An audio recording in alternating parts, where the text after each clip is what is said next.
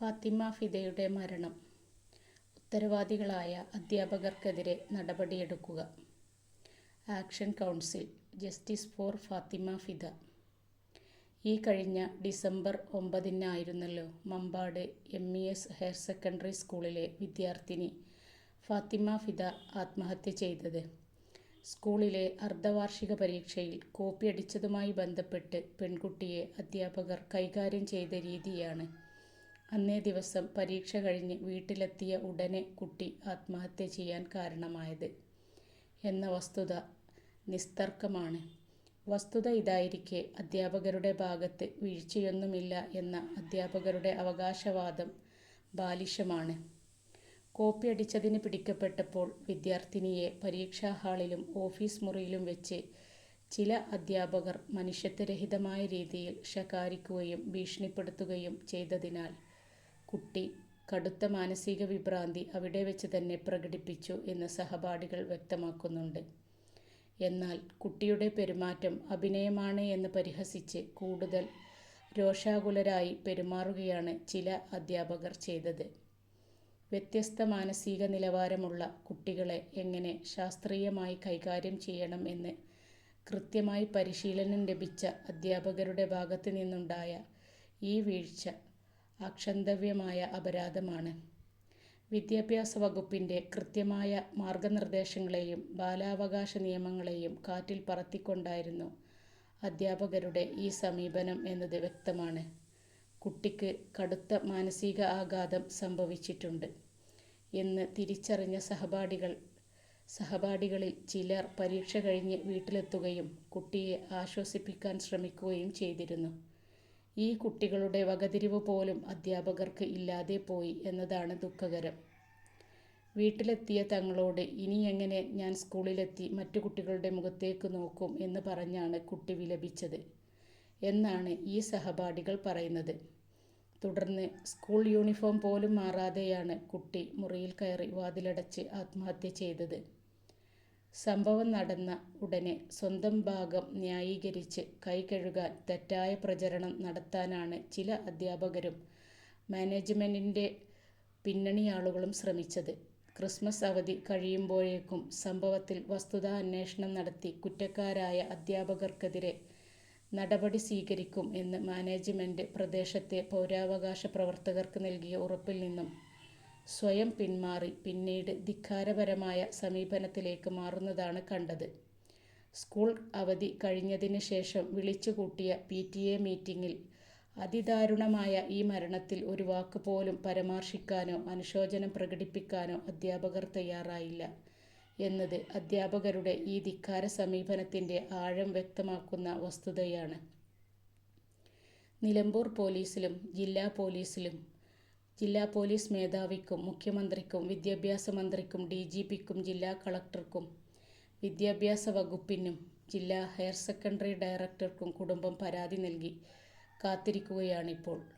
മുസ്ലിം league, SDPI, MSF, SFI, വിവിധ രാഷ്ട്രീയ പാർട്ടികളുടെ നേതാക്കൾ ഉൾപ്പെട്ട സംയുക്ത സംഘം എന്നിവരൊക്കെ സ്കൂളിലെത്തി പ്രിൻസിപ്പളിന് നൽകിയ പരാതിയിലും നടപടിയൊന്നുമുണ്ടായില്ല. സംഭവം നടന്ന് 1 മാസമായിട്ടും പോലീസ് ഇതുവരെ സംഭവത്തിൻ്റെ ദൃക്സാക്ഷികളായ സഹപാഠികളുടെ മൊഴികൾ പോലും രേഖപ്പെടുത്തിയിട്ടില്ല. ദൃക്സാക്ഷികളായി വിദ്യാർത്ഥികളെ അനുനയിപ്പിച്ചും ഭീഷണിപ്പെടുത്തിയും വരുതിയിലാക്കാൻ അധ്യാപകർക്ക് മതിയായ സമയം നൽകുകയാണ് പോലീസ് എന്ന സംശയം ബലപ്പെടുകയാണ്. ഉന്നത സ്വാധീനമുള്ള മാനേജ്മെൻറ്റ് നൽകിയ ആത്മവിശ്വാസമാണ് ആരോപണവിധേയരായ അധ്യാപകർ കൂടുതൽ ധാർഷ്ട്യത്തോടെ പെരുമാറുന്ന സാഹചര്യം ഇപ്പോൾ ഉണ്ടാക്കിയത് എന്നാണ് മനസ്സിലാവുന്നത്. സംഭവം നടന്ന ഉടനെ നിരവധി പൂർവ്വ വിദ്യാർത്ഥികളും നിലവിലുള്ള വിദ്യാർത്ഥികളും അവരുടെ രക്ഷിതാക്കളുമാണ് സോഷ്യൽ മീഡിയയിലൂടെ ചില അധ്യാപകരുടെ മനുഷ്യത്വരഹിതമായ പെരുമാറ്റത്തെക്കുറിച്ചുള്ള പലരുടെയും മുൻ അനുഭവങ്ങൾ പങ്കുവച്ചത്.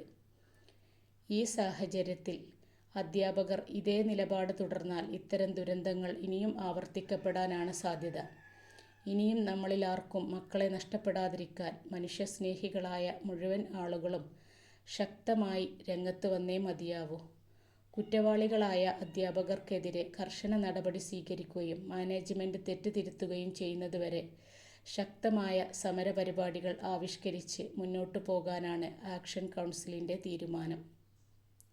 അതിൻ്റെ ആദ്യപടി എന്ന നിലയിൽ ഈ ബുധനാഴ്ച 3 മണിക്ക് സ്കൂളിലേക്ക് ബഹുജന മാർച്ച് നടക്കുകയാണ്. പ്രസ്തുത പരിപാടിയിൽ എല്ലാവരുടെയും സാന്നിധ്യം ഉണ്ടാവണമെന്ന് അഭ്യർത്ഥിക്കുന്നു.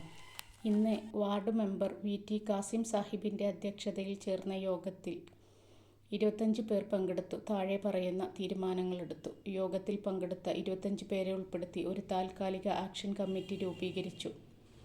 ആക്ഷൻ കമ്മിറ്റി പിന്നീട് വിപുലീകരിക്കും. ഭാരവാഹികൾ: chairman VT Kasim, ward member, convener Sajad, vice president Savad, joint convener Shajahan K, treasurer Basheer VP. ജനുവരി 15-ന് 3 മണിക്ക് MESHSലേക്ക് ജനകീയ മാർച്ച് സംഘടിപ്പിക്കാൻ തീരുമാനിച്ചു. ജനുവരി 13-ന് വൈകുന്നേരം മമ്പാട് അങ്ങാടിയിൽ ഒരു വിശദീകരണ യോഗം ചേരുവാനും തീരുമാനിച്ചിട്ടുണ്ട്. ഞങ്ങളുടെ കുട്ടി മരണപ്പെട്ടതിന് ശേഷം വാട്സപ്പിൽ ഒരു ഗ്രൂപ്പ് ഉണ്ടാക്കുകയും ഞങ്ങളുടെ നാട്ടുകാരെല്ലാവരും കൂടിയിട്ട് ഒരു ഗ്രൂപ്പ് ഉണ്ടാക്കുകയും ആ ഗ്രൂപ്പിൽ ഈ വിഷയം ചർച്ചയ്ക്ക് വെക്കുകയും അതൊക്കെയുള്ള ഒരു തീരുമാനങ്ങളാണ് ഇതിൽ അറിയിക്കുന്നത്. ഒരു ഗ്രൂപ്പ് രൂപീകരിച്ചതിന് ശേഷം അതിൽ രാഷ്ട്രീയ പാർട്ടികളെല്ലാവരും കൂടെ ചേർന്നിട്ട് ഒരു പരാതി സ്കൂളിൽ കൊടുത്തിരുന്നു. പക്ഷേ അതിന് യാതൊരു നിലപാടും എടുക്കാത്തതിനെ തുടർന്നാണ് ഇന്ന് വൈകുന്നേരം മമ്പാട് അങ്ങാടിയിൽ വെച്ച് ഒരു വിശദീകരണ യോഗം നടത്താനും അതിനോടനുബന്ധിച്ച് തന്നെ 15-ാം തീയതി ബുധനാഴ്ച ജനകീയ മാർച്ച് നടത്താനായിട്ടും തീരുമാനിച്ചിട്ടുണ്ട്. പിന്നെ ക്രിസ്മസ് എക്സാം വെക്കേഷനൊക്കെ കഴിഞ്ഞതിന് ശേഷം പേരൻസ് മീറ്റിംഗ് വെച്ചു. പേരൻസ് മീറ്റിങ്ങിൽ അവർ ഒന്നും തന്നെ കുട്ടിയെപ്പറ്റി സംസാരിച്ചില്ല. അല്ല എന്നുണ്ടെങ്കിൽ മോള് മരിച്ചതിന് ശേഷം ആദ്യമായിട്ട് നടക്കുന്ന പേരൻസ് മീറ്റിംഗ് ആണ്. അതിൽ ഒരു മൗന പ്രാർത്ഥനയോ അല്ലെങ്കിൽ വേറൊന്നും തന്നെ അവരൊരു അനുശോചനം ഒന്നും തന്നെ അവർ അറിയിച്ചില്ല. അവരുടെ സ്കൂളിൽ +2-ന് പഠിക്കുന്ന ഒരു വിദ്യാർത്ഥിനിയാണ് മരണപ്പെട്ടത്. അതും സ്കൂളിൽ യൂണിഫോമിൽ തന്നെയാണ് അവൾ ഇതൊക്കെ ചെയ്തിട്ടുള്ളതും. എന്നിട്ടും യാതൊരു നടപടിയും തന്നെ അവർ സ്വീകരിച്ചിട്ടില്ല. അവർ ഇതിന് നടപടി സ്വീകരിച്ചിട്ടില്ല എന്നുണ്ടെങ്കിൽ ഇനിയും ഇതുപോലെ ആവർത്തിക്കും. ഞങ്ങളുടെ കുട്ടിക്ക് മാത്രമല്ല, ഈ ഒരു മരണം കഴിഞ്ഞതിന് ശേഷം ഒരുപാട് പേര് അതിനെ ചൊല്ലി അവർക്ക് ഉണ്ടായ അനുഭവങ്ങൾ പൂർവ്വ വിദ്യാർത്ഥികളും അവിടെയുള്ള വിദ്യാർത്ഥികളും ഒക്കെ പറഞ്ഞിട്ടുണ്ട്. ഇനിയെങ്കിലും ഈ സ്കൂളിൽ ഇതൊന്നും ആവർത്തിക്കാതിരിക്കട്ടെ എന്ന് പടച്ചവനോട് ആത്മാർത്ഥമായി പ്രാർത്ഥിക്കുന്നു. പോവാനുള്ളത് പോയി. ഇനി എന്ത് തന്നെ ചെയ്താലും അത് തിരിച്ചു കിട്ടില്ല, അത് ഉറപ്പ് തന്നെയാണ്. പക്ഷെ ജീവിച്ചിരിക്കുന്ന മാതാപിതാക്കൾക്ക് അല്പമെങ്കിലും നീതി കിട്ടിയാൽ അല്പമെങ്കിലും സമാധാനം കിട്ടും.